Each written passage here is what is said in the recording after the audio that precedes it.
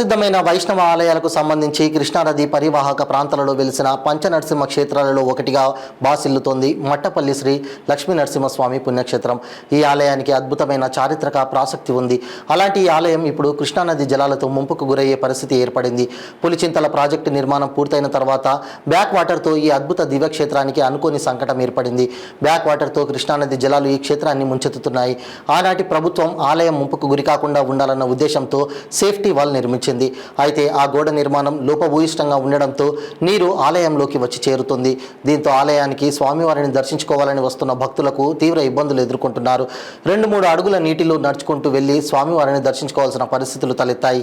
నిరంతరంగా నీరు ఉండడంతో పాకురు పట్టి భక్తులు జారిపడుతున్న ఘటనలు కోకొల్లలు చేటు చేసుకున్నాయి. మోటార్ల సహాయంతో అధికారులు నీటిని బయటకు పంపించే ప్రయత్నాలు చేస్తున్నప్పటికీ అది పూర్తి స్థాయిలో సత్ఫలితాలను ఇస్తున్న దాఖలాలు లేకనే అని చెప్పొచ్చు. ఆలయంలోకి నీరు ప్రవేశించకుండా ఏర్పాటు చేసిన సేఫ్టీ వాల్కు మరమ్మతులు చేసి భక్తుల మనోభావాలు దెబ్బతినకుండా ఆలయ విశిష్టతను కాపాడాలని భక్తులు వేడుకుంటున్నారు.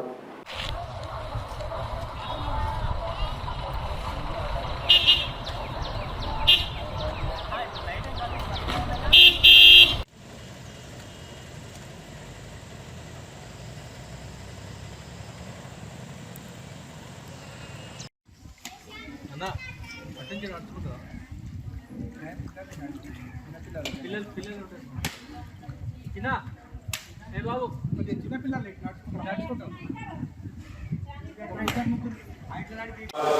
లడ్డు ప్రసాదం తీసుకోండి. లడ్డు ప్రసాదం తీసుకొని